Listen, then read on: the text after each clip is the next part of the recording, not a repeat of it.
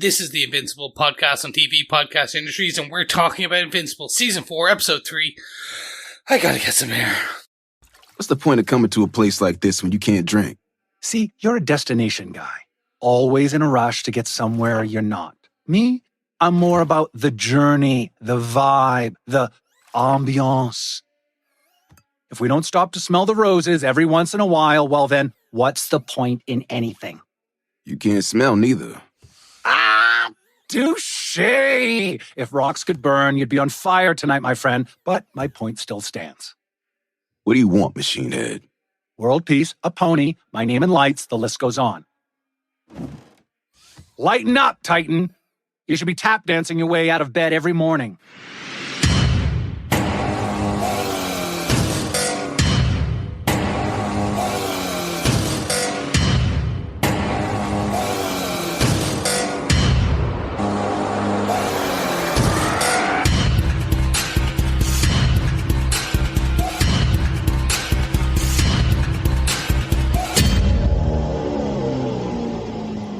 Welcome back, fellow Guardians, to the Invincible podcast on TV Podcast Industries. We're talking about Invincible Season 4, Episode 3. I gotta get some air. I am one of your hosts of a dynamic duo. I am called Chris. And I'm the other host of that slightly less dynamic duo. Although I'm back on my feet. Just thank you very much to those of you who've been asking. I am back on my feet now. I've no crutches anymore, Chris. Yep. But I can still push you over really easily. You really can. I had my last, well, not my last physiotherapy, but a really good physiotherapy appointment where they gave me clearance, saying I'm all good to go. And I went over to London for a week, on holiday instead of like meeting up with my friends or my family or like going out for dinner. I flew to London for 5 days. I went to London for a show, just off the West End, and then went to a concert. Why not? Yeah. Well, just off the West End is kind of like just off Broadway. It's like off Broadway. Kind of. Off Broadway. Well, it's an Andrew Lloyd Webber musical, though. So it's mine is pretty much Broadway. My first one ever. So I guess, yeah. Yes, you have to have your gay card revoked, by the way. I know. Like, I do like musicals, but only sci-fi musicals like War of the Worlds and Little Shop of Horrors and stuff like that, you know. Yeah. No Jesus Christ Superstar. No, not for me. No. But Derek, very quickly before we get into the what can only be described as a tumultuous episode of Invincible. This week we also saw the trailer for a one and only Marvel film, and it would be rude of me not to quickly give our fellow Guardians my 30-second review of that trailer. Yes. So if you don't mind, I'm just going to go, and drool. He'll do this for 30 seconds and I'll have to edit it down to 3 or 4 seconds. Yeah. Exactly. No, but jokes aside, look, I am so happy to really be diving into this what can only be this fourth amazing film within that franchise. July cannot come fast enough. I'm intrigued. The trailer gives you just enough, but also I've already seen 50 different variations of people's theory, quote unquote, of what is happening in it. And I'm like, okay, even if one or two of these are right, I'm like, this is cool. Yeah.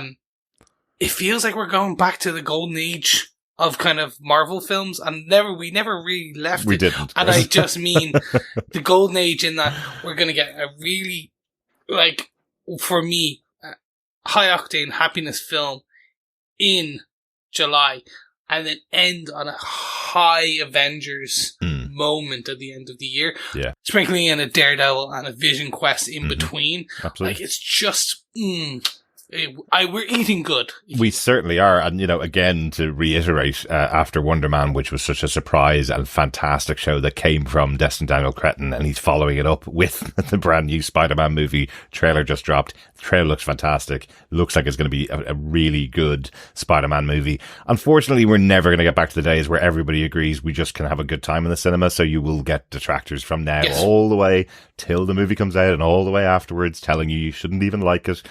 So we'll just enjoy it as we always do, and I cannot wait for it. I'm really looking forward to it. So yes, absolutely right to call it out, Chris. It was very exciting to see that drop, and I think I've watched the trailer about 5 or 6 times. It's already beaten the number of views that Grand Theft Auto got in the same period of time. So one of the highest viewed trailers of all time.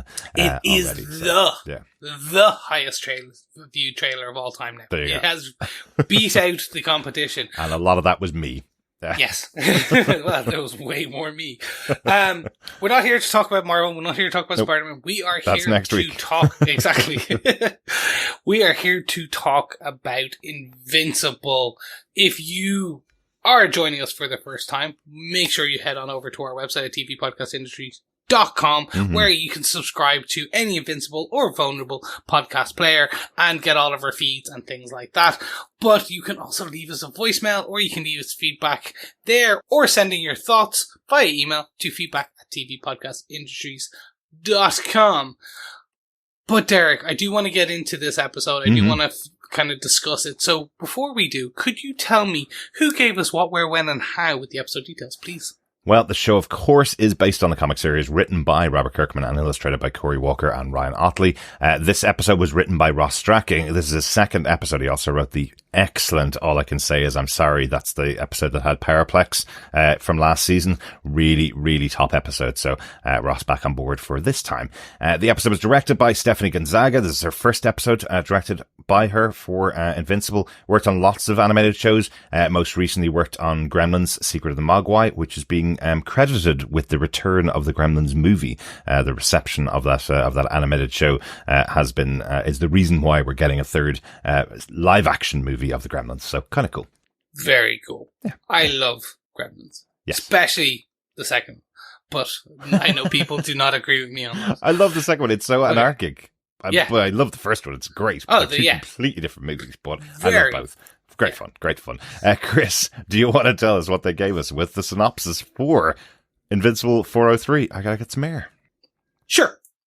Machine Head informs Titan that Master Liu survived their attempt on his life and is hunting them.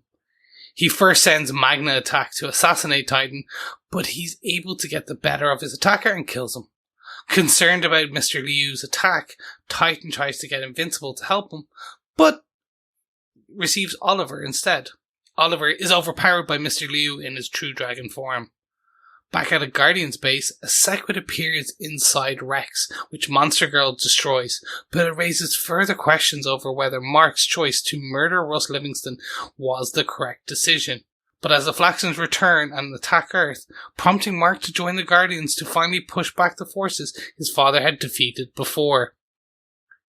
During the battle, Robot and Monster Girl enter the Flaxan dimension, destroy their technology from the other side, discovering a highly advanced civilization that poses a true major threat to the Earth.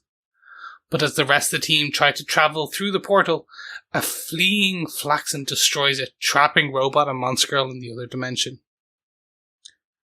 Meanwhile, when Mark learns that Oliver has been put in danger by Titan, he fights Mr. Liu, forcing him to retreat, and almost kills Titan until Oliver intervenes.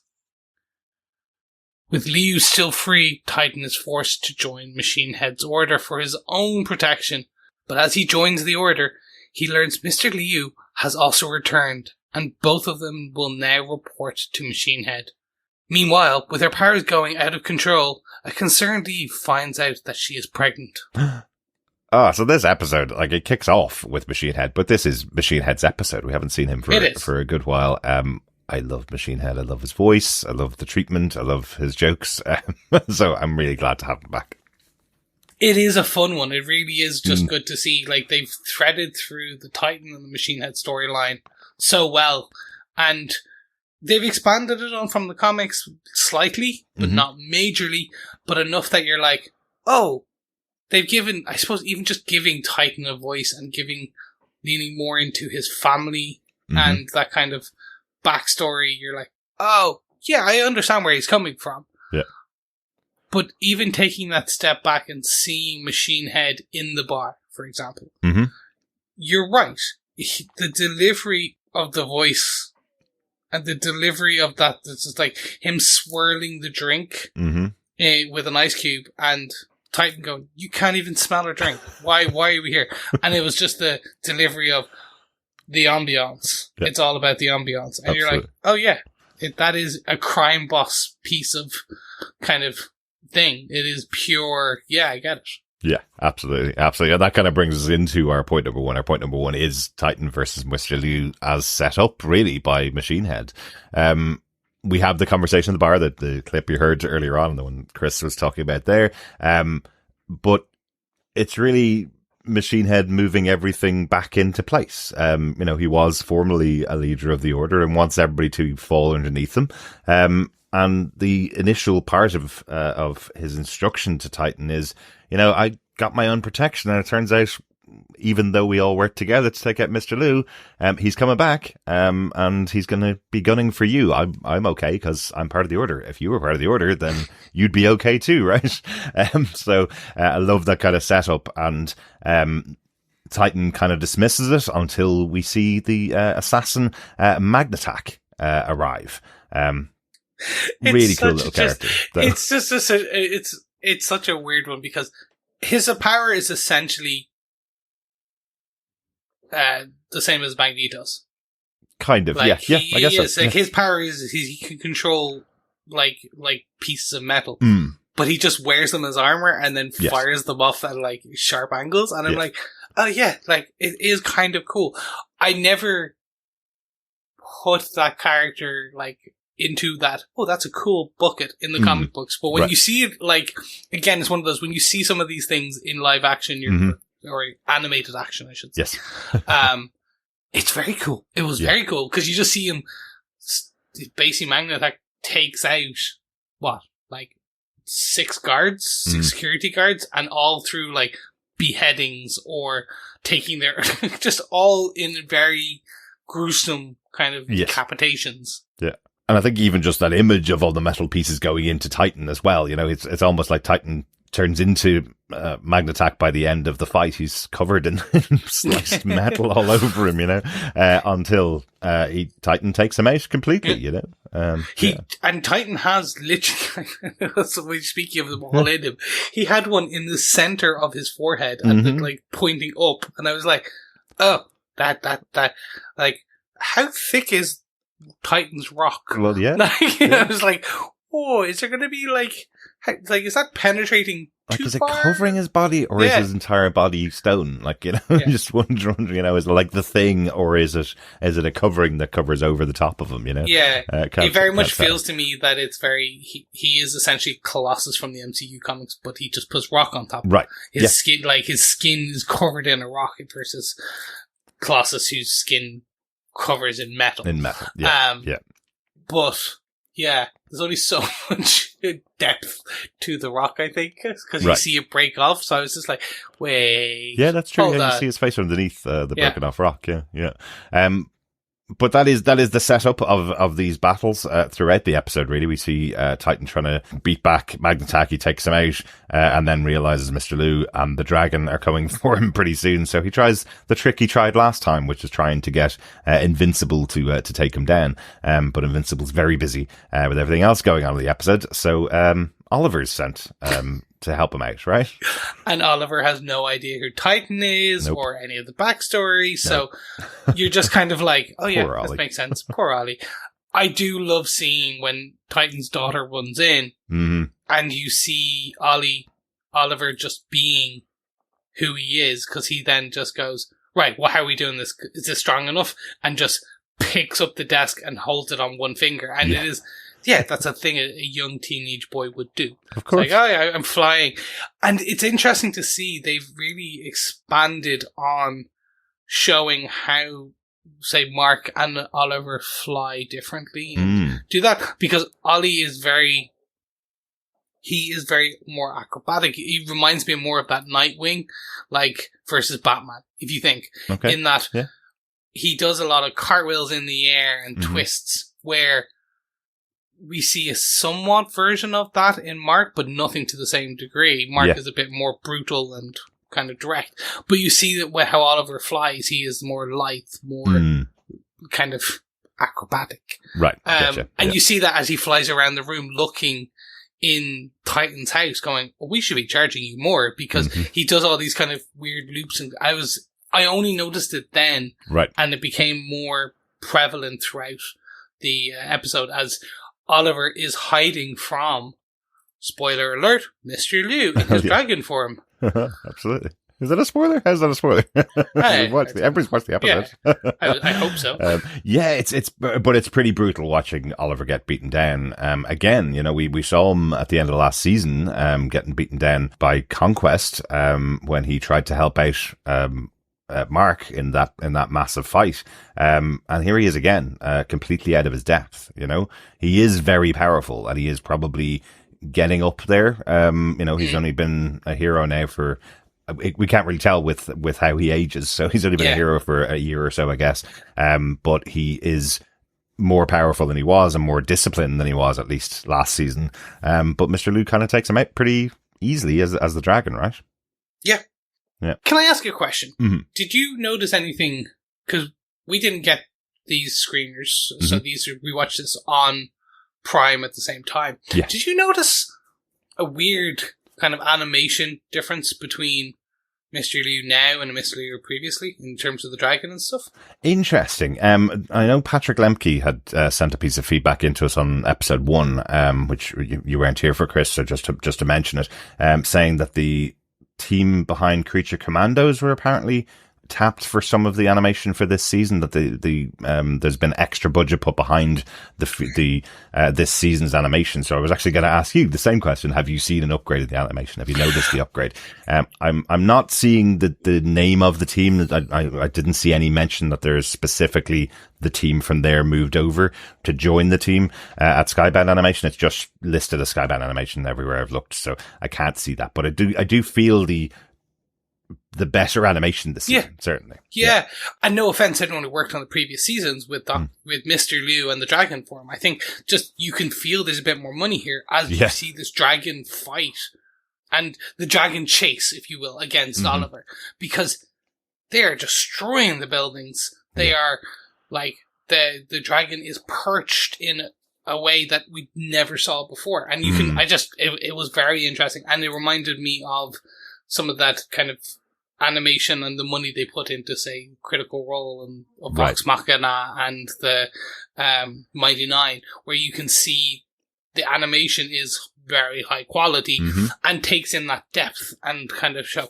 So the reason I asked was I felt like these attack parts are, and especially when Mark joins as well, and there's the two of them go against Mr. Liu in his dragon form, that you can, there's a one piece where Mark knocks the dragon into Ollie, and then Ollie knocks the dragon back down, and you see Mark fly down, put on his flight brake, whatever way, he kind of just stops, and then goes back up and hits into the dragon. And whatever way they brought together both the animation and then the sound direction, and perfectly timed it, you can almost feel or see or hear, well, actually all of those things, the punch, if that makes sense. Absolutely, it is that kind of very visceral, and I use this visceral a lot when I talk about these things, but I think it is because it's just,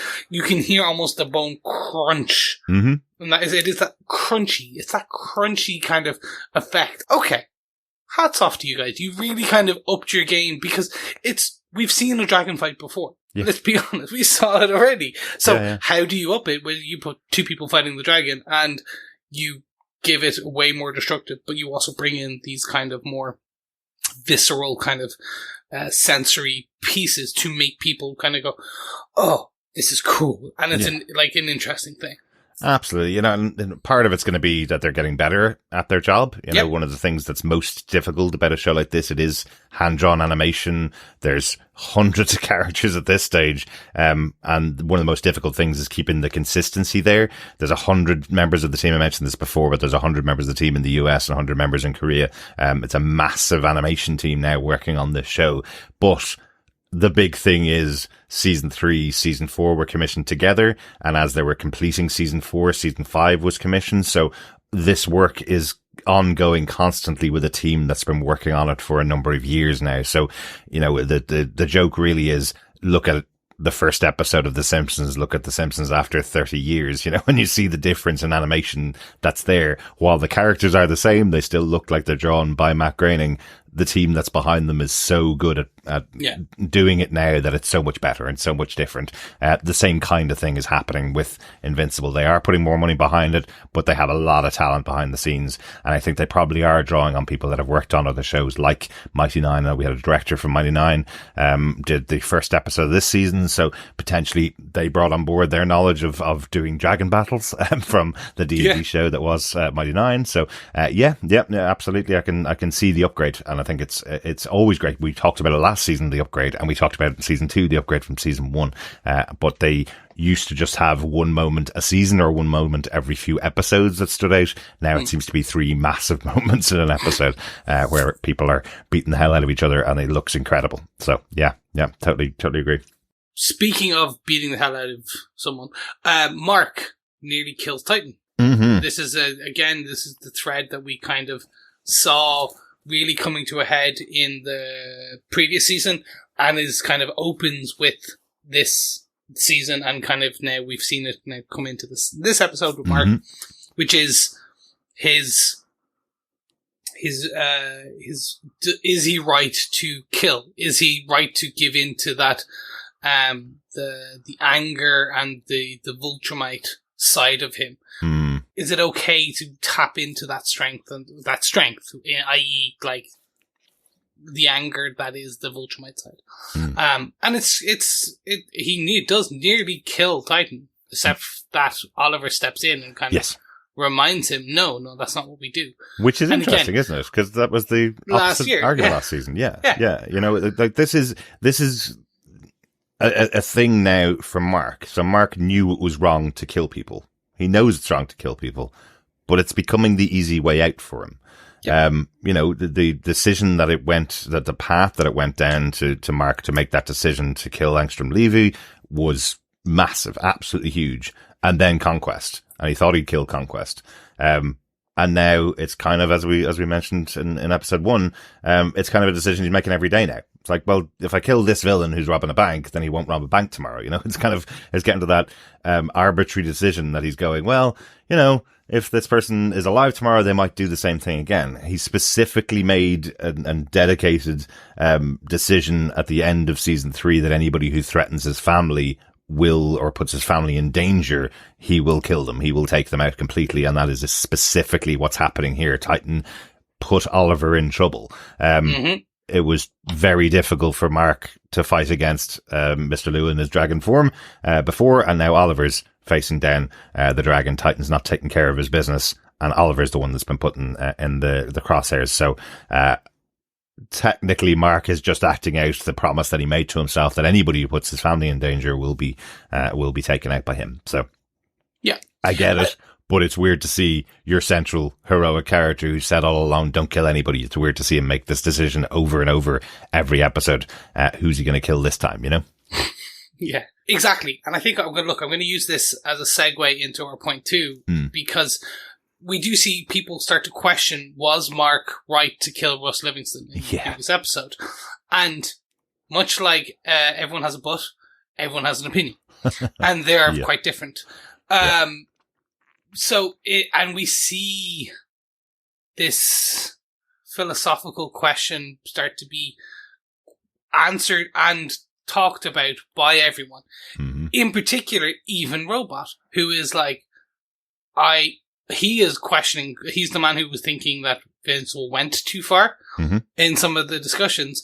And then here we see him go, well, hold on, even the battles, like with the Sequids, and how, like, was Mark right to try and stop and cut off the demon's head? Is he right to take that lethal approach to stop the bad guys constantly coming back and getting in and coming back? And you do start to see this is the question of what side of history will you always be on? Do you start to see the positives and the truth in this angle, which is there a right time to kill? can you go back in time and kill baby Hitler? Could you do that? Is it the right thing to do that? And I suppose I find that such an interesting question, not just in general, but a question to be posed in your animated show that you may not get in like some of your other more like hard-hitting dramas. They're putting this to you in the superhero show that is and they're like talking about it after a alien Sequid has just squirmed out of a guy's mouth. Well, they were talking about it before, importantly. Sure. So Rex was newly named Rex, as myself and John were talking about, formerly Rudy, has the Sequid come out from inside of him after he's had a shower. Everybody's talking about whether Mark made the right decision killing Rus, but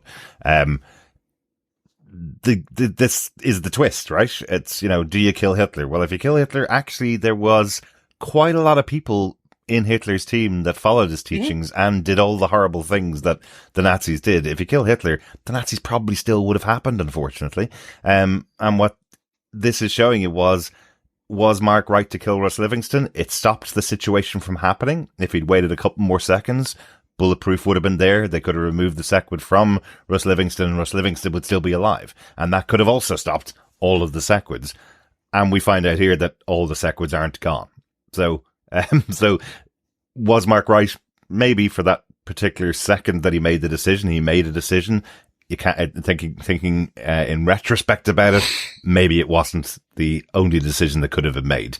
And we learned that he didn't actually kill all of the Sequids by doing what he did. So, So that's the interesting part about what's going on here. Mark is making these decisions. He's choosing to kill people in his path for various reasons, and he may not be leading to the definitive answer that he thinks it's leading to.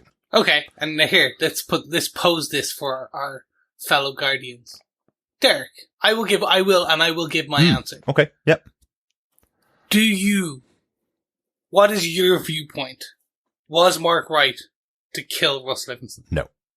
My viewpoint is no. I don't think it'll be a big surprise why my opinion is that, because I never believe in the death penalty. So if there is a death penalty, the person is dead.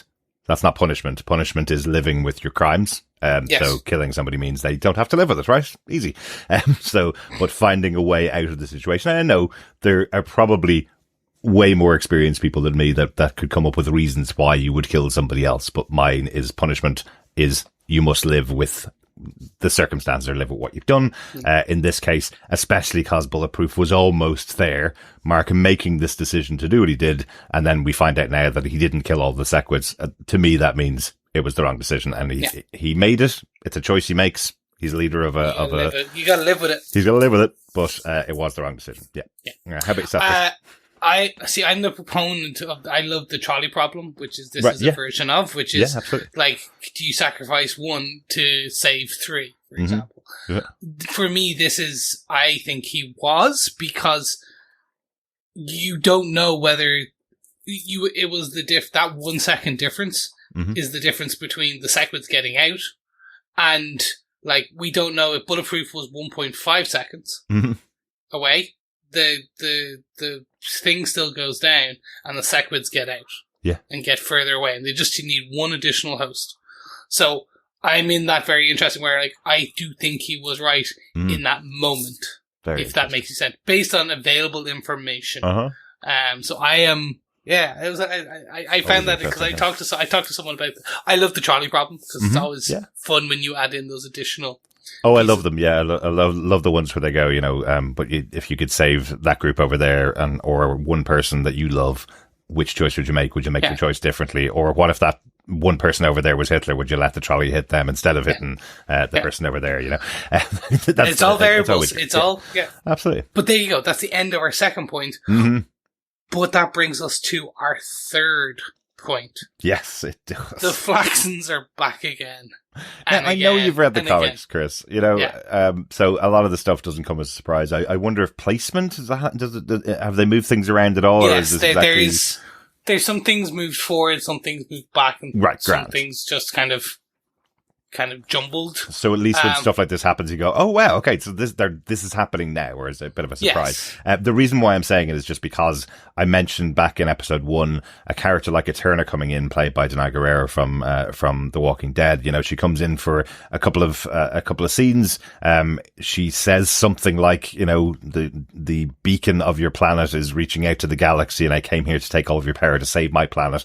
They punch her in the jaw, she disappears, and you go, but that can't be the only time you'll ever see Eterna. She will come back at some point in the future. Keep an eye on her. This is what happens here with the Flaxans. They were a threat that was taken out by Nolan in the first episode. Was it our second episode? Something like that? First episode, yeah. And then he goes to their planet, destroys the civilization, and now we see them returning because their civilization moves at a different time than our civilization does, so they've been able to restart all of their plans, and all they've been doing for this entire time that they've been in their own dimension is making their plans to come back to Earth to continue their attack and maybe take down the planet that had Nolan take out all of their people, I guess. Yeah.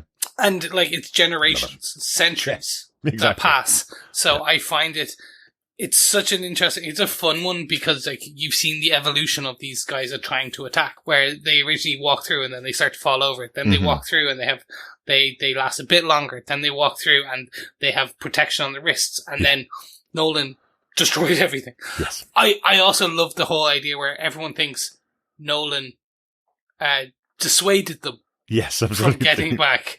He was gone because he was gone. It was fine. Yeah. And he was gone for months. Uh-huh. And then in actual fact, we know as an audience that he kind of went full Viltrumite. Yeah.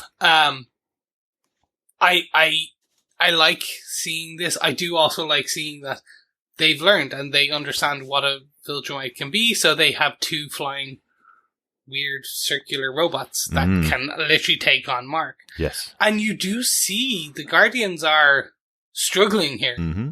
Like, it does get interesting.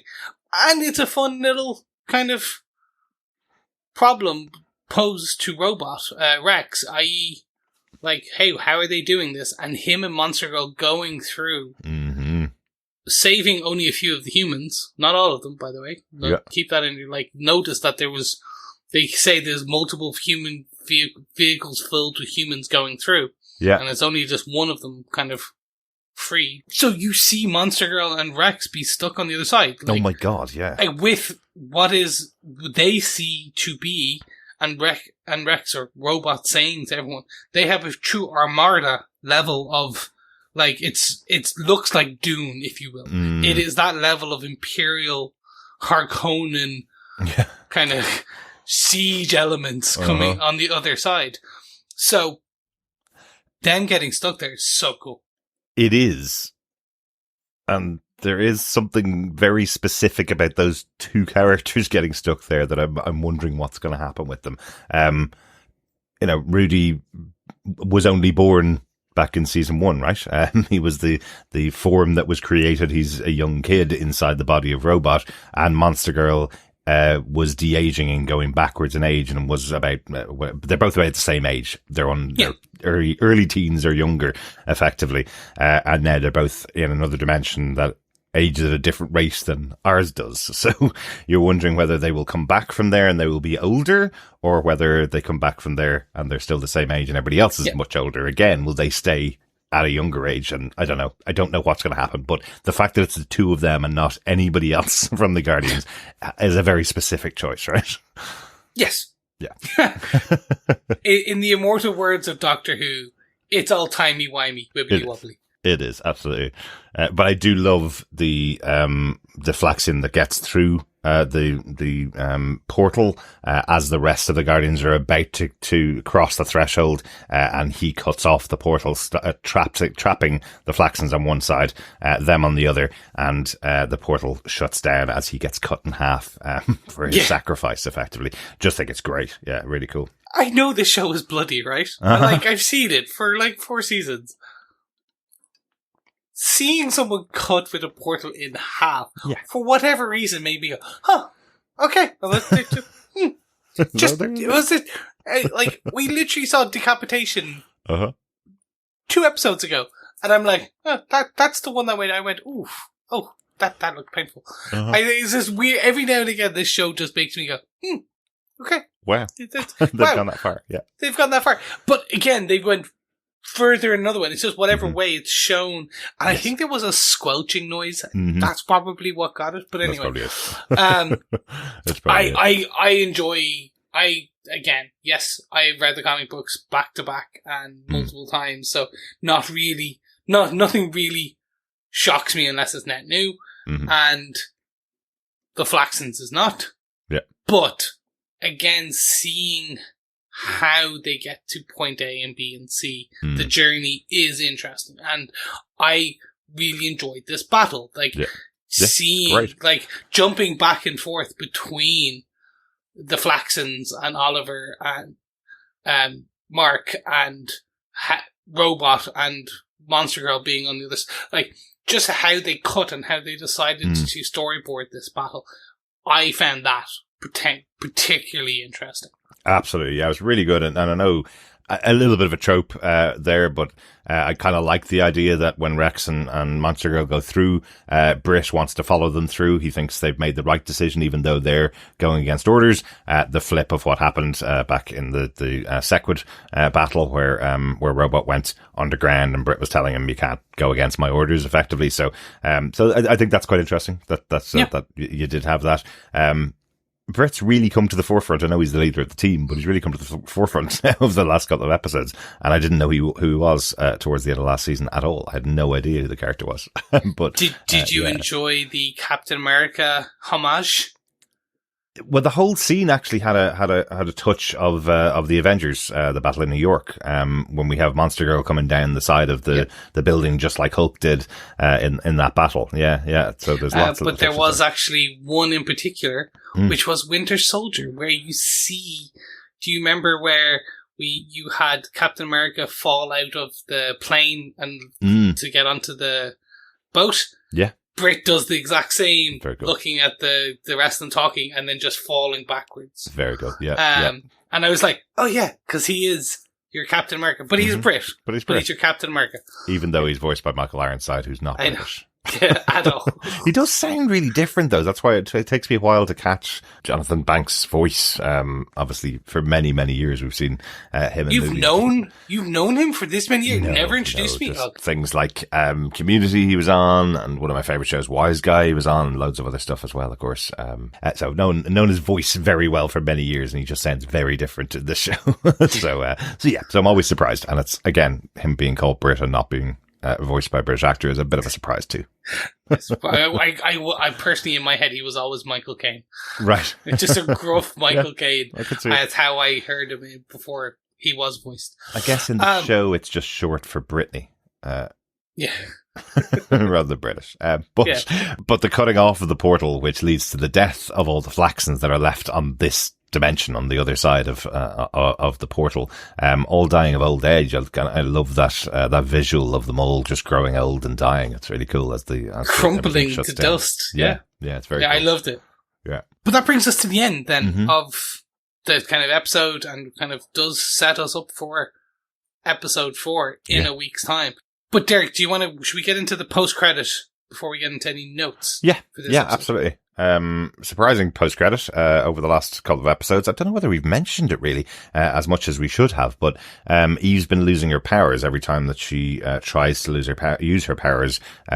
They're falling in on themselves. I first saw this back in last season when she took all of Mark's clothes off when they were about to have sex, and then the clothes got this kind of ripple effect on top of them, this kind of oily ripple effect. And now all the way through this season in various battles, we see Eve's not been able to use her powers. She's been trying to train herself back up, and all of her stuff has been falling apart. And we find out the reason behind it in this episode, that she's pregnant, it seems. Yay! Yeah. So, much like all other parents, I can say this. Yes, because it is true. Children ruin everything. Absolutely. They do. When you have superpowers, they ruin it. Yeah. That's how it goes. When you're able to create matter from nothing, they ruin it. No. It's cool. I enjoy how they kind of have shown that oily, as you say, that crumbling of her powers, especially when she's going, when we see her kind of like pull together her swords, or when she builds that, she's out training, as you said, and she kind of builds the huge kind of cylinder, and it smashes into nothing as it kind of into a puddle. Seeing her here in the bathroom, it's an interesting, it's very sad. Let's call it that. It is. But the question is how they move forward with it in the next episode, or do they at all? Yeah. Nope. I'm sorry. Hated it. Yeah. I really wish everybody's theory about what was happening was right. The theory that our listeners had thrown in from episode 1, I think even myself and John had talked about it, was because of Eve using this exceptional power that she'd used at the end of season 3 with Conquest, this ability that she'd used that she'd never seen before, she'd never been able to use before. Maybe she'd overextended herself and she may need to retrain herself to get herself back to the Eve that we've known. I think that would have been just so much better for her character, but it's just too soon in the tale of Eve and Mark to have Eve being pregnant, and that's affecting her power. It just feels like such a, I hate to say it, just feels like such a trope for a female character who becomes a hero to go, well, they're pregnant and now we're going to have to deal with her and Mark dealing with becoming parents young. If that's the way they go, of course. This is literally just the post-credit scene that's happening in this episode, but I just think it's a bad choice to make this part of the character this early in the journey. You know, you absolutely do it in a season or 2, but have herself and Mark fighting as equals for a bit longer. I loved her and Mark and Oliver all being this team Invincible Inc. I think that's a cool idea, and I'd love to have seen that gone on a bit more. Now they're going to have to deal with this, as the storyline just feels like an easy choice, I guess, which I'm not a fan of. So this is the interesting piece that we've talked about. Literally, in the comic books, you are 60 to 70 comic books deep in a story where there's more story, there's panels and stuff. And now I know each episode that we're in is an hour long or 50 minutes, and definitely more than others. But this still is also, you're right, this is the problematic element of them jumping forward in a lot of storylines where you have lost some of those more cozy moments between Mark and Eve, where they just kind of like they're doing, and we get a sprinkling of it almost at the beginning of these episodes, where like they're kind of coming back to each other and they're talking and they're kind of relying on each other on questioning the death. Was it the right thing to do about Rus and all that? Absolutely. They've given you some of those, but not all of them. Yeah. So that's where when you rush forward on some of these pieces, some of it's just not earned, if that makes sense, in terms of, and I'll give you a perfect example. In this episode, we see Sinclair. D.A. Sinclair is back, right? And you have his assistant or the other doctor there. The fun relationship back and forth kind of ribbing that we start to see part of is explored further in the comic books because you have more panels and more dialogue. It's very rushed here, very rushed, and that kind of flirtatious joke that they make about his choices of words and things like that. Just doesn't land as well as it does in the comic book because you have more time, more panels, more the dialogue to expand. So I can understand where you're coming from on this, because it is a trope. The one thing I will remind all of our listeners and guardians about is that Invincible has been and forever is that joke on the tropes. It is. So I know. I think it's because of the third episode of 3 that were released in the same day, and to have it as the post-credit scene makes it feel like a 1950s comic book. You know, not even, it doesn't make it feel like something interesting, an interesting storyline for Eve. It's making me feel as an audience member, I'm supposed to be sitting there going, oh no, Eve's pregnant. Oh, this is what a horrible thing to happen to poor Eve. And it shouldn't be that. It should have been somewhere in the middle of the episode. It's the same thing, but putting it in as the post-credit scene at the end of the episode to explain why her life has gone to crap. Just, I don't know, it feels like After School Special, just the way that it's delivered in the episode. And I'm sure they're great writers. It's a great show. I'm sure it's not going to play out the way I think it's going to play out or the way that it's set up. But I just think the way of doing it as a post-credit just felt a bit crap. I just don't see it as I don't think it's as good as this show deserves. That's the way I'd say it. Yeah, there you go. And fellow listeners, just remember, don't have sex, and if you do, use protection. That's the end of our PSA. Don't have sex? Yeah. What? Be celibate. Oh, bang across the galaxy, just there like Nolan. Go. But the only one note I just wanted to mention, just because we moved on from the first point, just to mention that the end of the episode with Machine Head's gang is that everybody's back. Mister Liu is back in that gang. So is Titan. They are all now reporting into Machine Head, which seems to have been his plan all along. So I did really like that as a closeout of that storyline. And he's kind of going, let's just stop all the infighting and make a hell of a lot of money for each other. That's the plan here. So I just really like that as a button on that storyline. So yeah. Yep. If that had been the post-credit scene, it would have worked out brilliantly. Yeah. But overall, Chris, what did you think of the episode? I loved it. I knew, how do I put this? As I will say, and I have said many times when I've done these wrap-ups, I know where the storyline is going. I know what some of those beats are. It's the journey of how we get from point A to point B to point C. And I will call out, the animation feels like they've stepped up a beat. A strong beat in certain parts. So again, seeing those pieces, set pieces, if you will, is fantastic for me. I'm just so happy to be back in this world with these characters and see how they are landing the plane in this season. If that's probably the best way, because we know they have season 5. What are they going to do with season 6? How do they get there? But that's my view. To the uninitiated or the unknown, Derek, what's your view on this episode? The uninitiated, that's me. Overall, really enjoyed this episode. I think it's a fun episode. The return of the Order with Machine Head and Titan and Mister Liu. I think that's a great storyline. I love that the series overall had the opening episode with lots of characters in it, lots going on Earth. The second episode was really the story of Nolan and Alanite in space. And the third episode, here we are back with the crime bosses, pulling themselves back together and saying they're going to be making lots of money for themselves. So it's a great episode. Just that little button that I didn't enjoy at the end of the episode. I'm sure again, it'll work out in the future, but, yeah, I just thought it was a bit of a cheap way to have your ending every 3 episodes. So hopefully there's something cool coming down the line. I'm sure there is. There is. Always is. Always is. But I also want to hear what our fellow Guardians had to say about this episode, because we have some feedback. Remember, if you have feedback, you can head on over to our Discord, or you can go to our Facebook group at facebook.com/groups/TV Podcast Industries, or you can just send us an email by emailing feedback@tvpodcastindustries.com. First up, we have a piece of feedback, an email from Coffee and Vodka, who had this to say. Greetings, fellow Dragon on Defenders. Once again, so very much.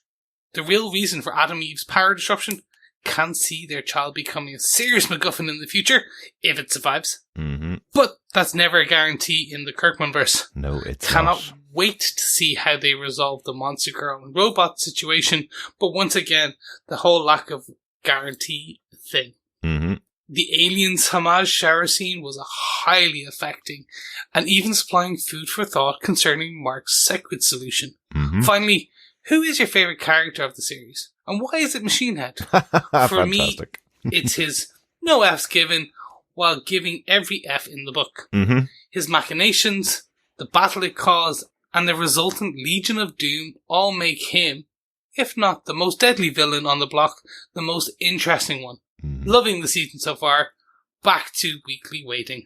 5 highball journeys, aced assistance, and unexpected, unaccepted apologies out of 5. Peace and take care, Coffee and Vodka. Thanks, Coffee and Vodka. I do like Machine Head. I love Machine Head. But Alan the Alien does also have something as well. He is really good. Yeah, it's a close one. I can understand why in certain storylines and episodes one is better than the other, but they're quite high up there. I would say there's an old phrase we often use, absence makes the heart grow fonder. So having Machine Head back in the show is always a pleasure. And we just had an Alan episode, so yes, that's probably what it is. So if we see Alan next week, I'll love him again, of course. But Machine Head is such a great presence on the show. Really, really enjoying him. Excellent stuff. Thanks so much for that, Coffee and Vodka. Moving on to our Discord, we got some feedback in from Richard Blaze, who says, great to see Titan and Machine Head back chewing the fat with each other.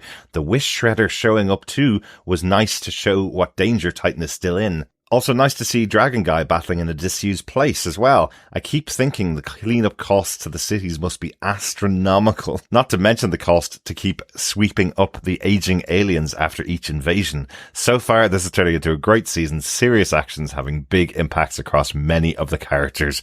Just wait until Thrag arrives. Yeah, I'd say there's probably going to be a lot of cleanup after Thrag as well. Yeah, it is that thing with Mark. In that first episode, we saw all of the people he was interacting with, from the Guardians to the people of Earth, as he flies past or as he tries to ask, can I help you? They're all given this look of your help tends to lead to the end of buildings or my home or my friends or my job. So no, I don't want your help anymore. So yeah, the show, just having little nods to that where, people go to areas that they can demolish without it causing too much hassle is quite nice, isn't it? Yeah. Because in episode 1, Dinosaurus did not go somewhere like that. He did not. He started there, ended not there. And it's a fun nod when you call that out. I think you're right saying that kind of the cost of the aging aliens must also just be huge. Because if you look at that, there's at least like 20 people that just get obliterated, like normal general population that get obliterated within the first few seconds of people before any, and there's more that die after. And you're like, like the body count on this show is quite high. Certainly. Not including, the general humanity body count, if you will. Yes. So it's definitely leaning into that for Dinosaurus, who, like, in terms of the more people that die, the better for the planet. Yeah, Thanosaurus. Yes, absolutely. Absolutely. Great stuff. Thanks so much for your feedback. We will be back next week, a little bit later, with our 4th episode of season 4 of Invincible, which is called I think that's how you pronounce it. But the reason for that is because we are kicking off our coverage of Daredevil Born Again season 2, 2 episodes coming out next week. As we mentioned, John and myself will be covering those first 2 episodes, and then Chris will be back with me here for Invincible season 4. So I hope my voice holds up. Lots of shows to talk about, huh? Yes, because later this month we are also covering the final season of The Boys, and probably, as we talked about, not Maul Shadow Lord, the new animated Star Wars series from our friends over at the Bad Batch.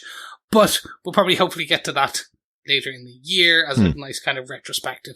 But you do have The Boys finale coming out, and they chose to do the premiere in Rome this week, which was an interesting choice, because we just got to see a lot of our stars of The Boys in Rome. There you Gladiatorial battles. Chris, remember? There you go. I didn't make that connection. There you go. The final end of the Roman Empire, or the Homelander Empire, is coming, huh? There you go. Thank you so much, everyone, for joining us. Remember, if you like what you hear, you can support us over on patreon.com/tvpodcastindustries. You can throw us a buck as well on buymeacoffee.com/tvpi. Or, ain't got a buck, don't worry. You can support us by just reviewing the podcast wherever you're listening to us, or sharing the podcast, because sharing the podcast is what, Derek? It's sharing the love, of course. Thank you so much for joining us. We'll talk to you again next time, or wherever we're podcasting over at tvpodcastindustries.com. Yes. So remember, we'll be back with episode 4 when it airs. But keep watching, keep listening, and keep being invincible. Bye. Bye.